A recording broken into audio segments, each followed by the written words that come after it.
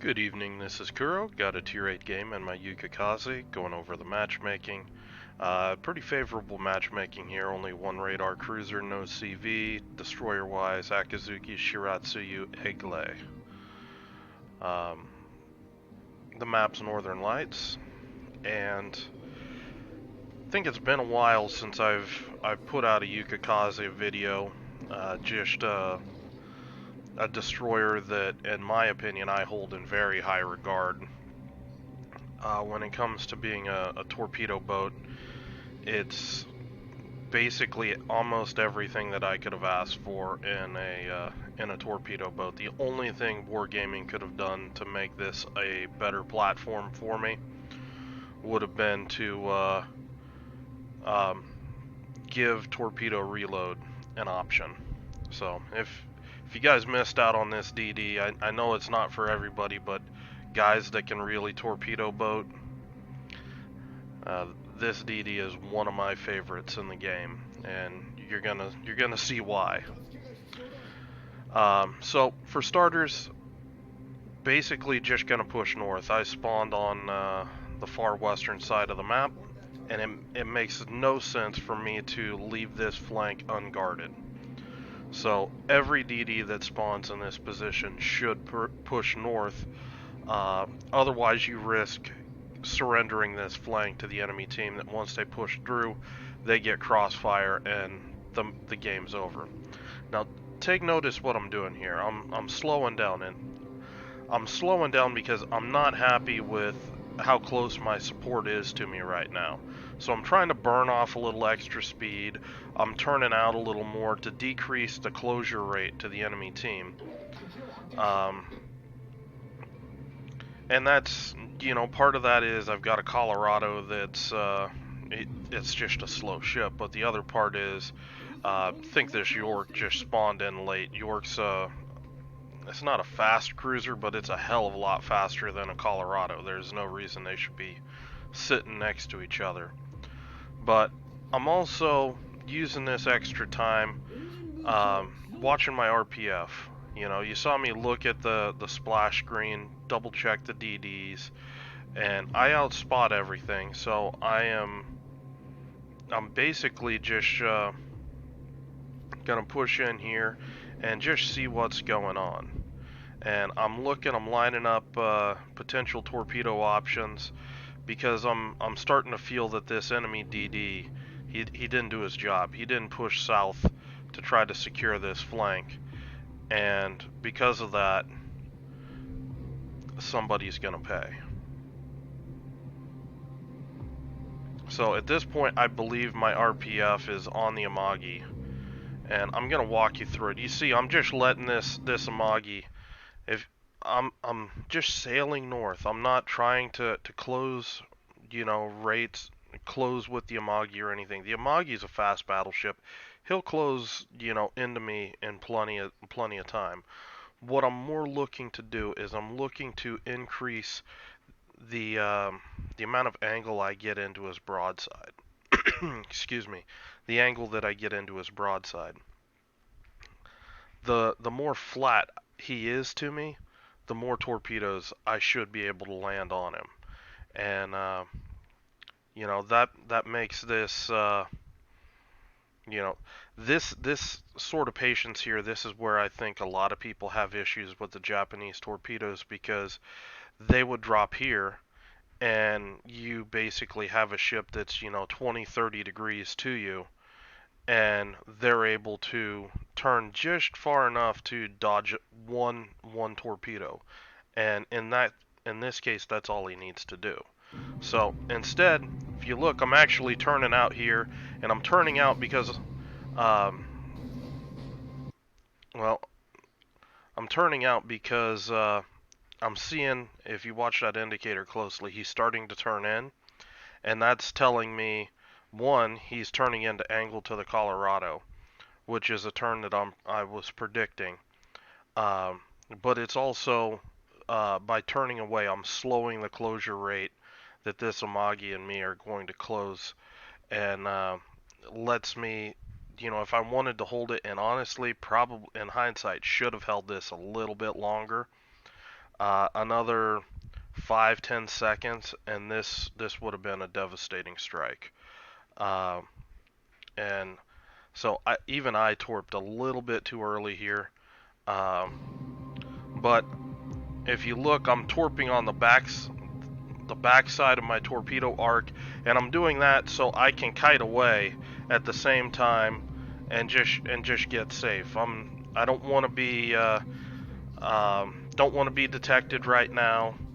Now I'm turning back in a little bit here because I don't want to go all the way to the map border because I'm anticipating this guy's going to die soon, and this is a relatively slow destroyer. I don't want to end up in that situation where I need to try to go all the way from the map border back in.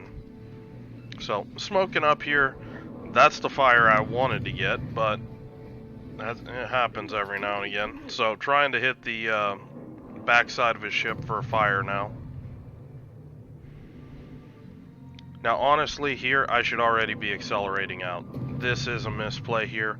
I should already be cycling towards my next target, leaving this smoke. And that's just me focused on trying to get the kill. But it is a misplay, and I am going to point it out. So back on to RPF. You look at the mini-map, it looks like the egg lay is out on this flank, and fortunately for me, I basically completely outclassed that destroyer. So I'm going to push into ACAP pretty aggressive. And I'm pushing because, I mean, you take a look, things are starting to run away from my flank. They don't have a DD out here. That's kind of telling me, yeah, that the DD is not out on the flank doing his job. This DD is wanting to just run and gun. And his team, his Amagi's already sort of paid for it.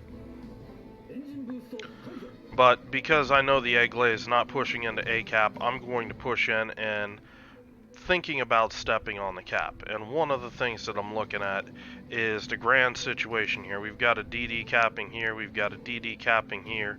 I really don't want to cap this point and already be up this much HP on the enemy team. They're going to start folding pretty quickly after that. So again, I'm stalking this West Virginia. You see that he's turning in. I've got an alternate target with the New Orleans. With torpedo boats, you'll see me zoom in and out a lot, and I'm checking the ships just to see how they're turning, that kind of thing. I went on ahead and dropped those torps because I picked up the egg lay, and this is a way to try to be two places at once. I waited until the egg lay is shot, and that gives me 2 volleys on him. That gives me a little more than 5k up on him, almost 6k up on him, and I start with an HP advantage. So a little dirty trick that if you're trying to ambush a destroyer, wait till their guns are on reload before you spring the ambush, and you typically will get an extra shot in on them before they can do anything. Doesn't look like this guy has last stand or smoke, and I'm just angling away right now, just being safe with my HP. Probably a little too safe with my HP, honestly. But the egg lay smokes up finally. Now I'm undetected here. I'm just going to blind fire into the smoke.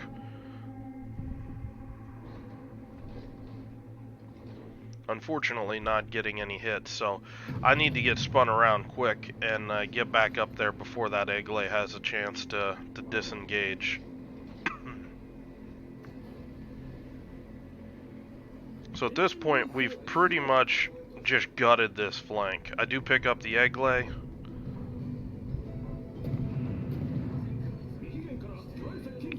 At this point I know I've got him dead. And now I'm going to push in. And again, taking a look at the situation on the mini-map. Well, we didn't get any of these caps, but the enemy team has definitely started folding. So how are we gonna go about this?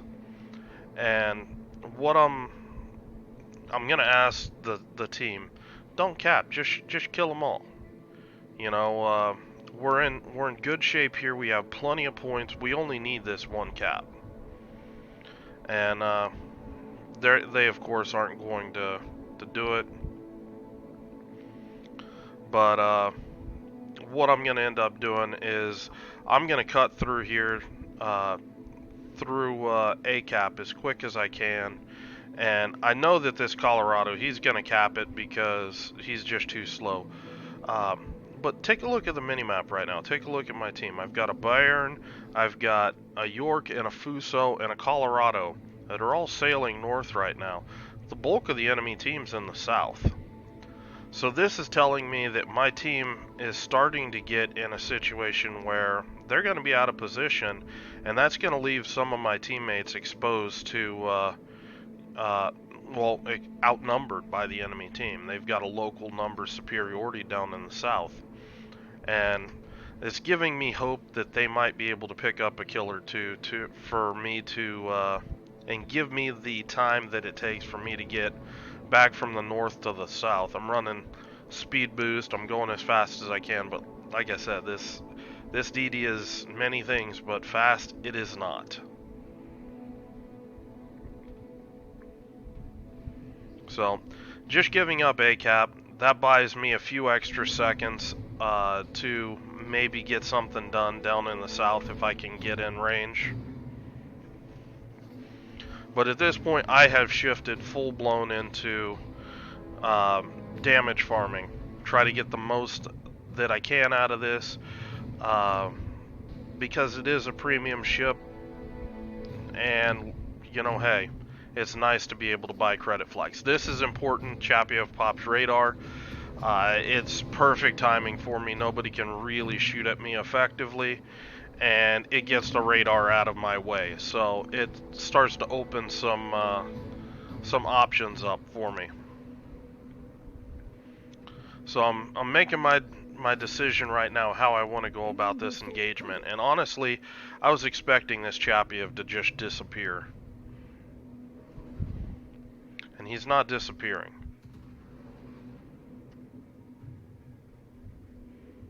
He's getting hit pretty good. But I'm just finally just going, you know what, the hell with it. I'm just going to start shooting.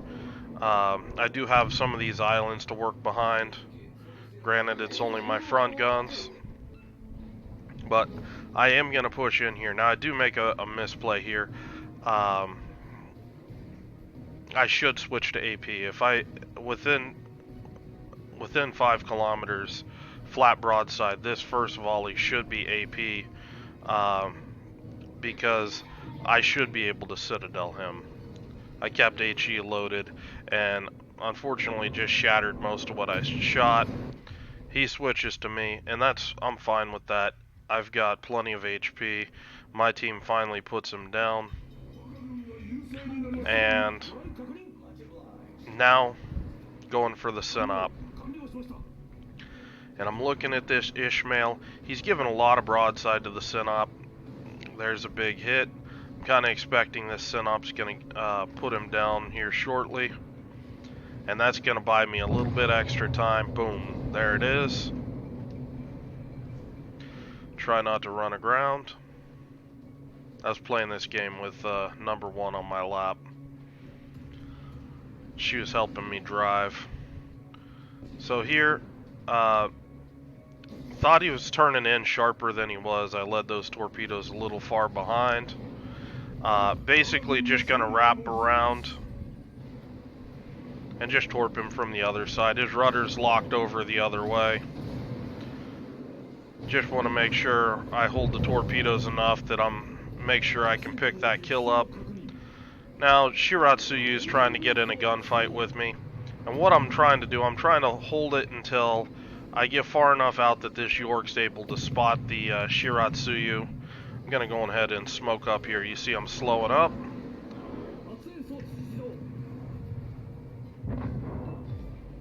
Able to pick up the kill on the Shiratsuyu. Now obviously just want to disengage. He's probably torped me. And at this point this game is pretty much over.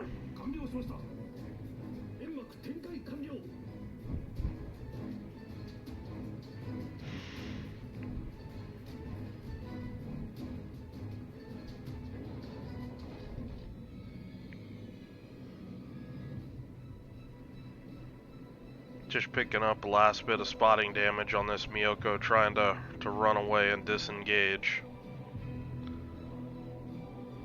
And there we go, there's the kill, finishing things off. So, like I said, this is a torpedo boat that's it's a very finely tuned instrument for guys that really like that close in torpedo game. Kagero, you got the concealment, the gun configuration. I mean, you saw me juke a bunch of ships right out of their pants when they were trying to shoot at me. Really good acceleration, especially with the engine boost up. You combine that package with F3 torpedoes, and you basically have a ship that I roughly average as much damage as this as I do currently in my Shimakaze. And it's just a very solid boat in my opinion. Is it for everybody? No. You're gonna have CVs you got to kind of work around. I do have a bunch of extra credit stuff on there, so um, this is the economics of the ship. So figured since it's a premium, show you guys. Um, yeah, radar heavy, matchmaking, things like that. Um, you know, you're gonna have to find ways to deal with it. I personally enjoy that challenge. I enjoy baiting out radar and creating those windows of opportunity for me to push in there like I did against that Synop and just torp the hell out of something. Or even just, you know, close in and torp something like I did with the Amagi from concealment.